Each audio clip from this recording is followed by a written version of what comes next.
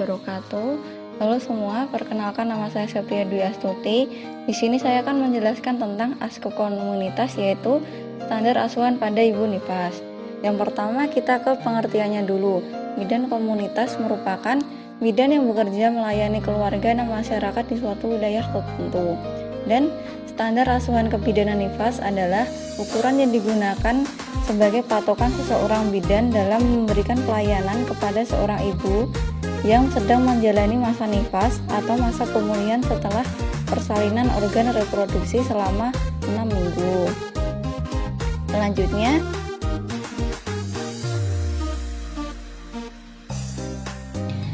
jadi berarti standar asuhan kebidanan masa nifas di komunitas adalah patokan yang dijadikan ukuran seorang bidan dalam memberikan pelayanan kepada ibu yang dalam masa pemulihan organ reproduksi setelah persalinan selama 6 minggu atau 42 hari di suatu wilayah tertentu di tempat bekerjanya tadi.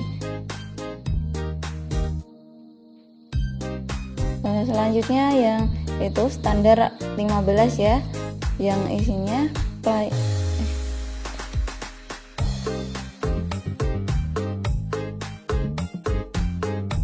asuhan kebidanan ibu nifas merupakan standar ke-15 dari 24 standar asuhan kebidanan pada ibu. Pelayanan yang dapat diberikan oleh seorang bidan kepada ibu nifas itu ada 3 hal. Yang pertama, kunjungan ibu nifas selama 4 kali. Selanjutnya, membantu perawatan tali pusat pada bayi yang benar. Terus yang terakhir, penemuan dini, penata laksanaan atau rujukan jika terjadi komplikasi.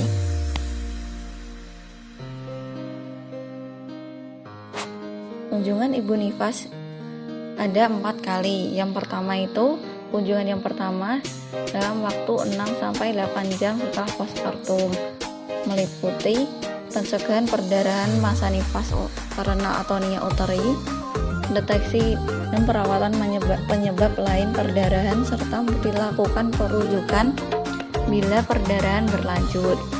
Pemberian ASI awal, konseling ibu dan keluarga tentang cara mencegah perdarahan karena atonia uteri, mengajarkan cara mempererat hubungan ibu dan bayi baru lahir, dan yang terakhir, menjaga bayi tetap sehat melalui pencegahan bayi baru lahir.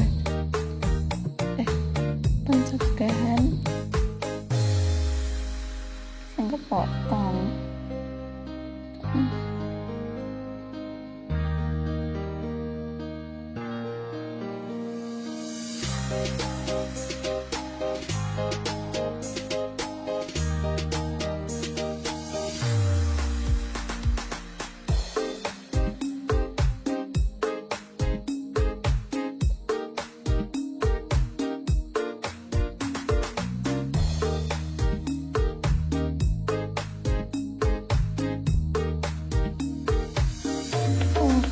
Hipotermi.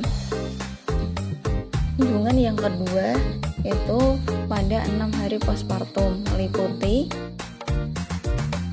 Memastikan involusi uterus berjalan normal, uterus berkontraksi baik, tinggi fundus uteri di bawah umbilikus, dan tidak ada perdarahan abnormal. Yang kedua, menilai adanya tanda-tanda demam, infeksi, dan perdarahan. Yang ketiga, memastikan ibu cukup istirahat, makanan, dan cairan. Yang keempat, memastikan ibu menyusui dengan baik dan benar, serta tidak ada tanda-tanda kesulitan menyusui. Yang kelima, memberikan konseling tentang perawatan tali pusat pada bayi baru lahir. Kunjungan yang ketiga itu sama dengan kunjungan 2 minggu postpartum ya, jadi asuhannya itu sama. Kemudian kunjungan yang keempat itu 6 minggu postpartum. 1. Menanyakan penyulit-penyulit yang dialami ibu selama masa nifas. 2. Memberikan konseling tentang KB secara dini. Selanjutnya ada perawatan tali pusat. Berikut ini adalah cara merawat tali pusat yang benar agar tali pusat puput dengan baik dan tidak terinfeksi. Pertama, usahakan tali pusat tetap kering Jaga agar tidak basah dan lembab karena kondisi lembab memicu pertumbuhan kuman yang menyebabkan infeksi. 2. Tali pusat tidak perlu dibersihkan oleh sabun atau dibubuhkan cairan lain. 3. Biarkan terbuka tanpa ditutup dengan kasar. 4. Orang tua tidak usah memaksakan untuk melepas tali pusat bayi karena akan menyebabkan perdarahan dan adanya risiko terinfeksi.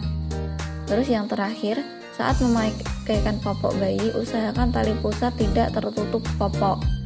Jadi tali pusatnya itu berada di atas popok.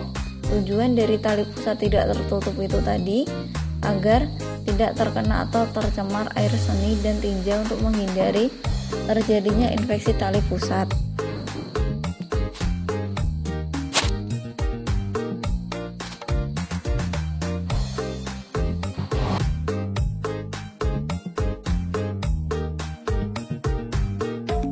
Yang terakhir adalah kegawatan pada masa nifas. Jika terjadi kegawatan seperti infeksi masa nifas, preeklamsi atau eklamsi, perdarahan postpartum, dan abses payudara, segera lakukan rujukan dengan bakso kuda. Nah, jadi segitu dulu ya penjelasan tentang asuhan kebidanan komunitas pada ibu nifas. Dan terima kasih.